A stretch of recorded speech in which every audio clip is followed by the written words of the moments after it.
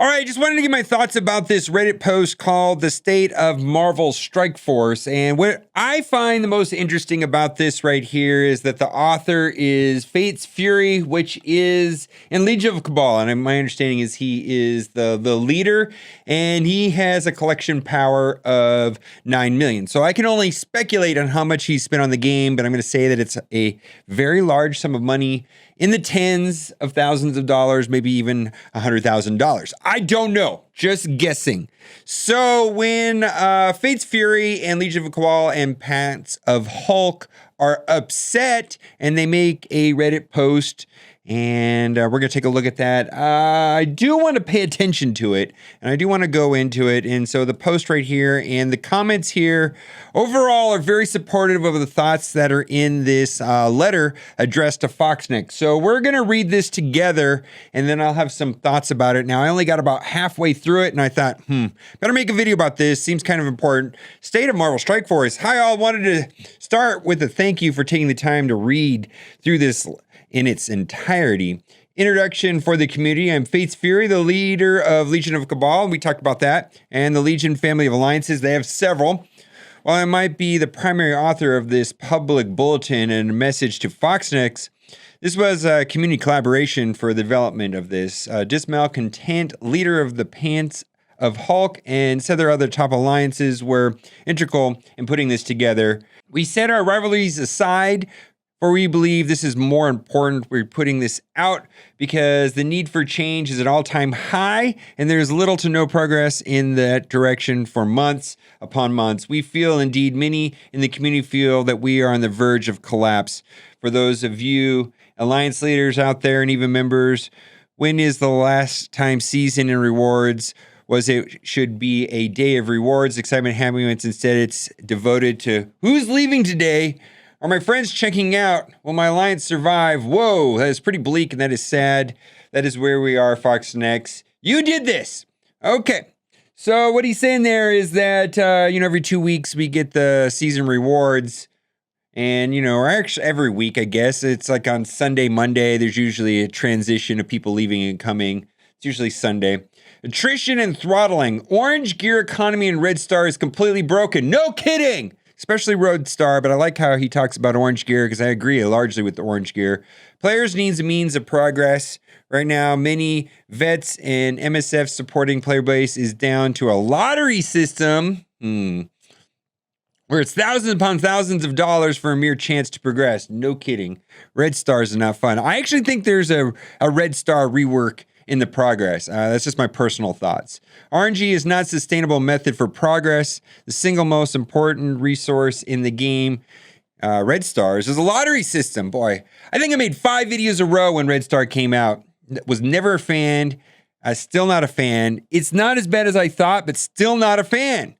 And the biggest contributor to attrition, Orange Gear, as well, has no real means to obtain the quantities needed randomly or targeted. It's true. You can only get it in those random orbs. It's frustrating. There's no way of doing it easily. There's no way of farming it. It's all random. It's just you get a little bit in the one store for I guess that's the war store, but still. Furthermore, that gear has a huge paywall on it. It's more than double the cost of purple gear tier. The throttling lack of progress is staggering.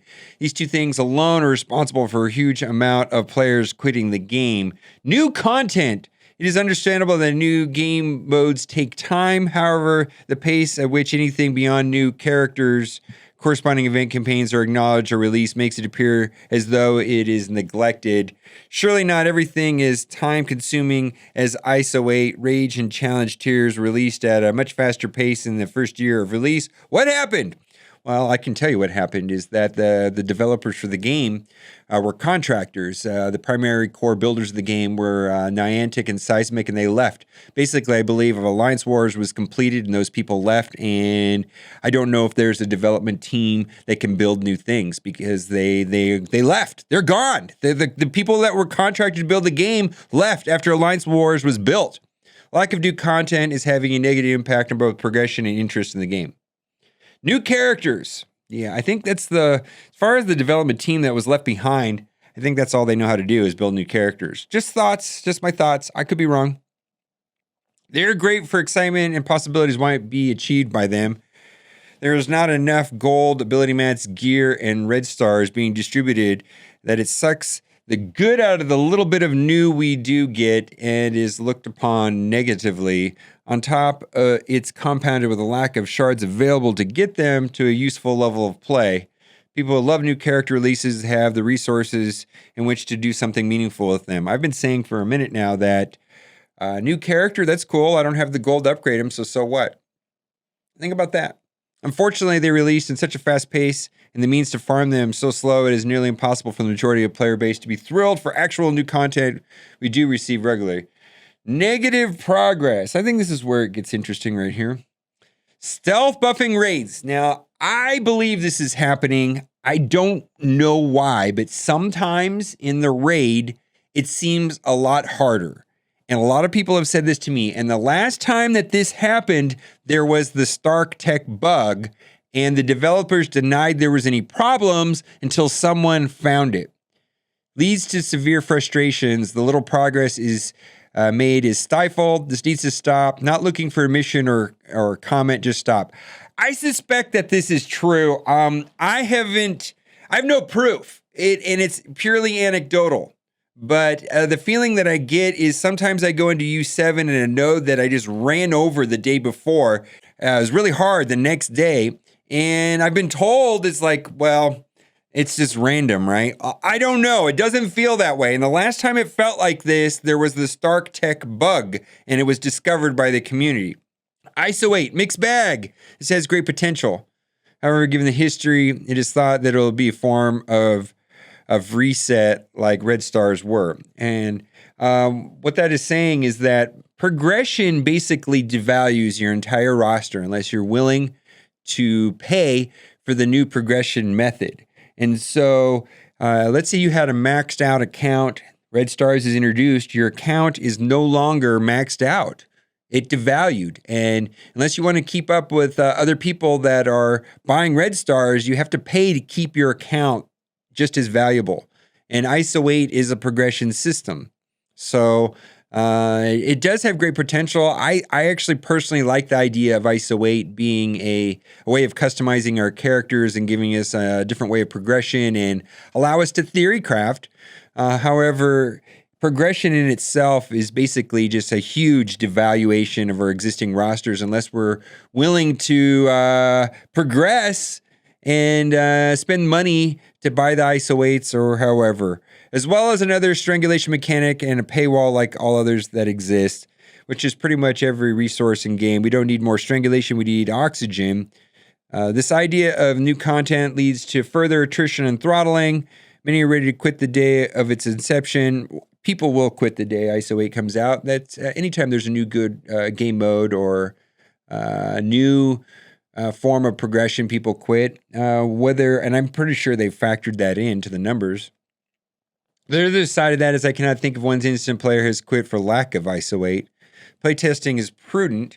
Half-baked solutions, revamp reward structures, feeding more red star orb fragments, dupes basically, more orange gear fragments, RNG progress, reward structure in all modes need a hard look, milestones, raids, raid season rewards, too many's are dated, do something about red star dupes, it is insanity.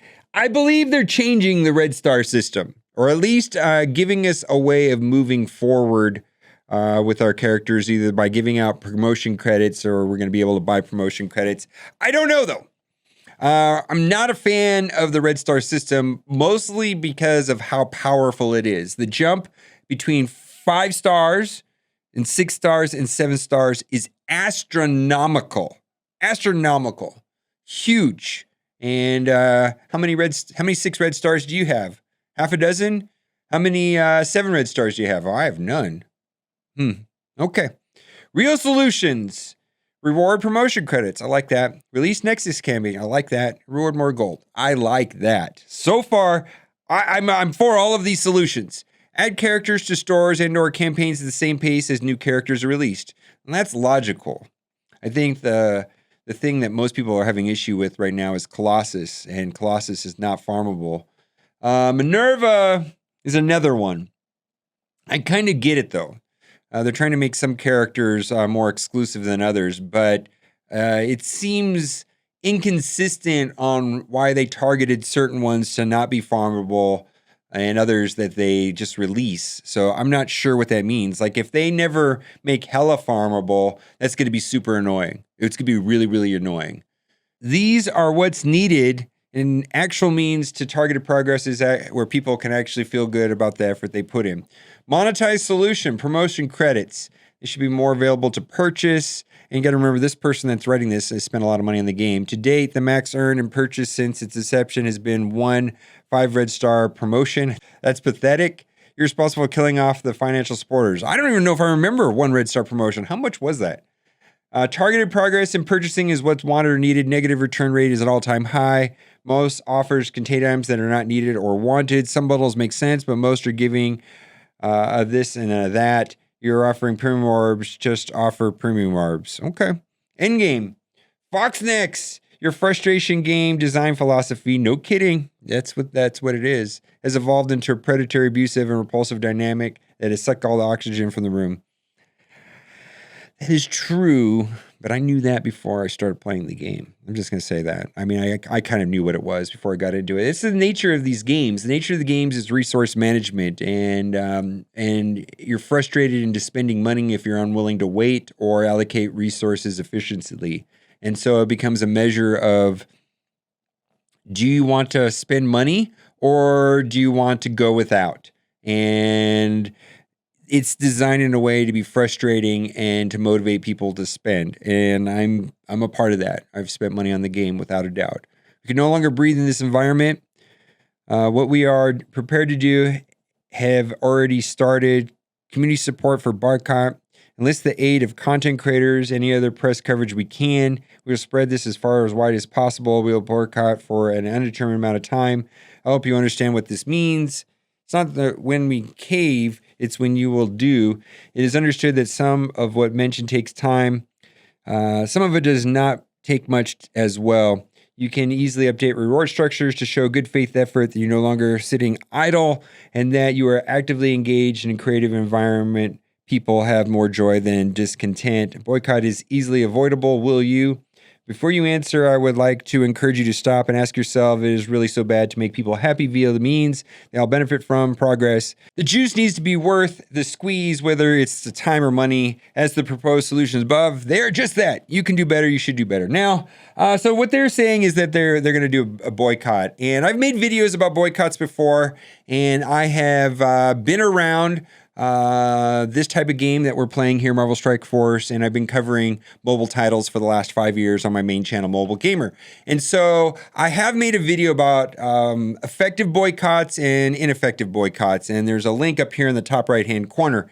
And I'm not trying to say that this won't work right here, but my experience has been in this game is that whales and people that spend a lot of money in the game are independent thinkers. They kind of are very much do what they're going to do, and it's very difficult to organize the actual spenders into not spending. My experience has been is that spenders spend no matter what, and that's just what they do. And if this gentleman here and Legions Cabal and Pants of Hulk can organize and actually get the whales to do that, that would be highly interesting to me because I've never seen that happen. And I've seen other situations in other games a lot worse than this, frankly, and people were unsuccessful in doing that. And I don't know why that is. So if you're interested in a particular type of boycott that I actually saw work, you can watch the video up there. That is the only one that I've ever seen work in any game, and it was very interesting. And I had no part in that or anything like that. I typically don't get involved in these things. I do think that a lot of these things are reasonable, and I'm curious to how many of these things that are pointed out in this letter are actually in the works anyways. My guess is that there's data out there suggesting that, like red stars, for example, that the spenders have already spent and they have stopped spending. And when that happens, there will be a change to the way that it's rolled out, and they will loosen things up. And I've seen that happen in other games where when all the spenders have done spending, then they release the floodgates to the rest of the community after the spenders have had their time of exclusivity. So we will see. My also understanding is that the whales have direct access and they have a liaison that I don't even have access to. Like there's a person that works at Fox Next that specifically works with whales, and hopefully they are in negotiations with that person or they're talking to them, and maybe they'll come to some sort of solution. What are your thoughts about this? I don't disagree with anything in this letter overall. I'm skeptical if a boycott will work. I've never seen one work. It's interesting if they're able to get one to work, but hopefully some of the frustrations that I experienced in this game, specifically gold and red stars, just drive me insane. And I've talked about that for a long time. So put what you think down in the comment section. And as always, thanks for watching and keep on gaming.